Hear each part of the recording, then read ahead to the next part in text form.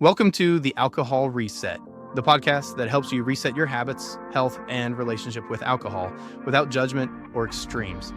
If you're looking to cut back, take a break, or just understand how drinking can affect your body and mind, you're in the right place. Each episode brings you science-backed insights on neuroscience, nutrition, and habit change to help you feel better, sleep deeper, and take control on your terms. I'm Mike Hardenbrook, best-selling author, neuroscience enthusiast, and habit change expert. I've helped thousands through my book and podcast to rethink their drinking, and now I'm here to help you do the same. Let's get started. Hi, welcome. I'm Mike Hardenbrook, and I want to kick things off today by talking about something that's a bit of a shared blind spot for many of us. When we discuss alcohol and maybe changing our relationship with it, we almost always focus on the extremes. We talk about really heavy drinking, or we talk about going completely sober, total abstinence. But the thing is, for an awful lot of people, the real impact doesn't come from those big dramatic nights out. It's the small stuff, the tiny habits, like pouring that glass of wine almost without thinking while you're making dinner, just part of the process. Or maybe it's grabbing that beer the second you walk in the door just to kind of flip the switch from work mode to relax mode. Or that mimosa, the one that somehow became the official start to every single weekend. Non-negotiable. These are what I call the micro moments. They seem tiny, insignificant even, just part of a routine we might feel we need. But add them up day after day, week after week, and they quietly start to shape how your body works, how your brain functions, even how you feel emotionally. So today what I want to do is a really focused analysis of these small everyday habits. We're going to look at how they subtly influence your energy levels, your sleep quality, your ability to focus, and maybe even your sense of who you are. And often this happens without you even really connecting the dots. Look, there's absolutely no judgment here. The goal is just insight, awareness. And this is really for you if you maybe don't think of yourself as drinking a lot, but you find you drink pretty often. Or if you're just curious about your daily patterns, or maybe looking to reset some routines without feeling like you have to go all or nothing. So let's unpack this hidden power. The power of what I call the middle ground. And specifically the power of automaticity, making things automatic. Because society tends to look only at the extremes, heavy use, or total sobriety, we miss this huge, really influential middle zone. Think about it. If you have, say, one big night out, yeah, you might feel rough, but your body and brain usually bounce back in a day or two. But that routine nightly drink, or that standard Friday happy hour, that's different. And the key difference is automaticity. It's become automatic. It's powerful. Because it's automatic. You're not standing there weighing the pros and cons each time. Nope. Your brain's already wired a shortcut. Your hand just reaches for the bottle opener or the corkscrew, while your mind is, still processing emails or thinking about what's for dinner. And precisely because you're not consciously deciding, these automatic habits get a free pass. They just quietly, consistently start reshaping your underlying physiology, your psychology too, without you noticing. If something's happening every day, automatically, without conscious thought, well, it's basically become a default setting for your system. And a default setting, when it's constantly reinforced, carries a significant, quiet physiological cost over time. Okay, so let's get into some specifics here, because the science is pretty clear about the compound effect. Small amounts, taken consistently, they add up. You don't necessarily feel a huge immediate hit, but the accumulation is real. Let's talk about sleep first, because honestly, this is where the sabotage can be pretty brutal. So many people have a drink to unwind, right, to help them fall asleep faster. But even really small amounts, like that single glass of wine with dinner studies, show it can reduce the quality of your deep sleep, and potentially by quite a bit, maybe up to 24%. Now, deep sleep, that's your physical restoration phase. That's when your body does its repair work. Consistent alcohol also tends to lower your REM sleep cycles. REM is more about mental restoration, memory consolidation, focus, learning. All that happens during REM. So you might be getting, say, 8 hours in bed, but your brain and your body, they're actually missing out on the crucial repair and consolidation work. You wake up feeling, well, it's not quite rested, even if you slept the whole night. And of course, that tiredness can then feed the desire for that relaxing drink again the next evening. See the cycle. Okay, what about mood? Anxiety. This is another cycle that really traps people. Alcohol directly messes with two really important things in your brain: GABA and cortisol. Think of GABA as your brain's main calming neurotransmitter. It's like the brake pedal. Alcohol essentially slams on that brake, which is why you feel that initial relief. But here's the catch. Your brain hates being pushed around. It always tries to find a balance, equilibrium. So to counteract that constant artificial brake, the alcohol, your brain starts to downregulate its own GABA sensitivity. It becomes less responsive. And at the same time, it can ramp up stimulating chemicals like cortisol or the stress hormone. What happens over time? Your baseline level of anxiety when you're not drinking actually starts to creep up. It's a tough irony, isn't it? You reach for a drink to ease stress, but doing that consistently can actually make you feel more fundamentally stressed and anxious overall. And then there's nutrient depletion, which just pours fuel on the fire. Alcohol is a known nutrient sink. It depletes essential B vitamins pretty effectively, especially vitamin B1, which is also called thiamine. Why should you care about B vitamins? Well, they're absolutely fundamental for producing energy, for nerve function, for regulating your mood.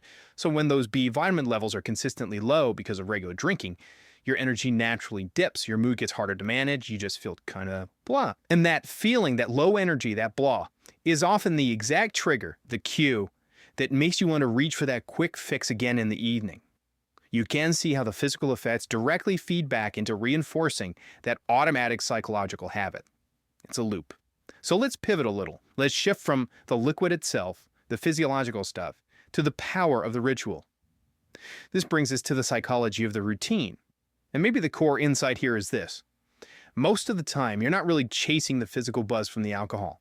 You're chasing the state it helps you achieve. These tiny rituals, they act like emotional anchors.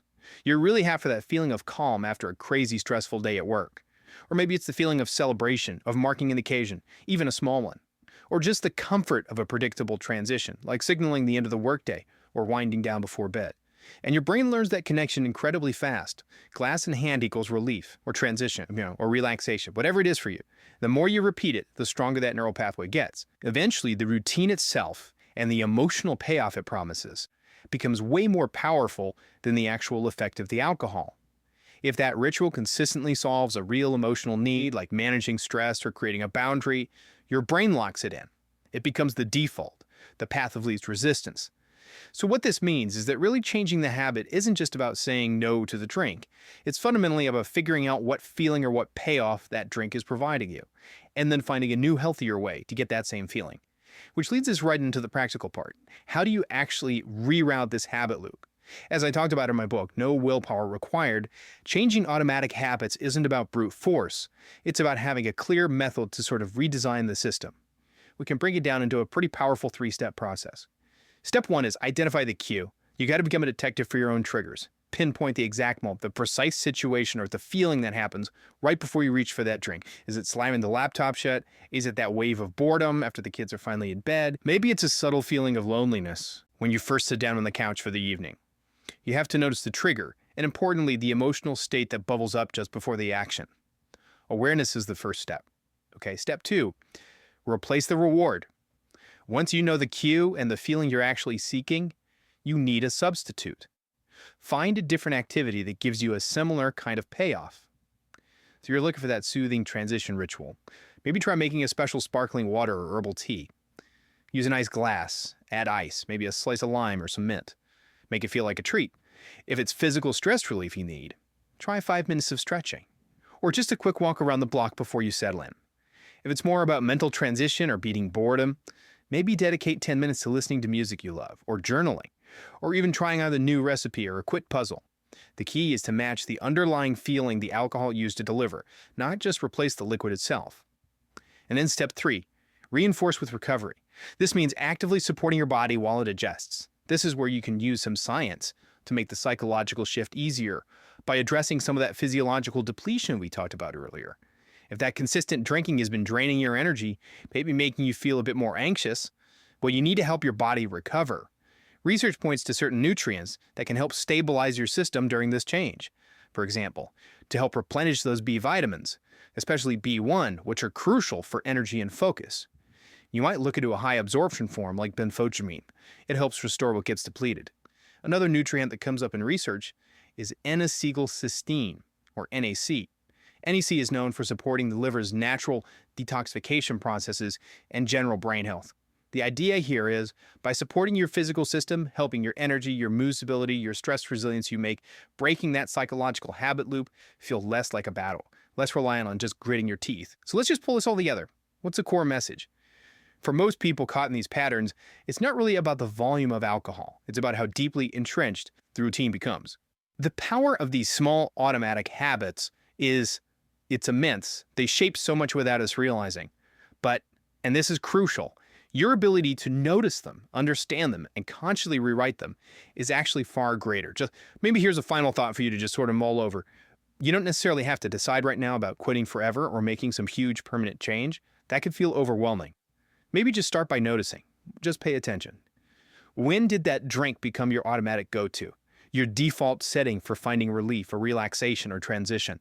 That simple act of noticing, that moment of mindful awareness, that really is the first essential step towards consciously choosing your defaults again, taking back control. So try applying this, one mindful moment at a time, one cue identified, one reward replaced, one night of better supported rest.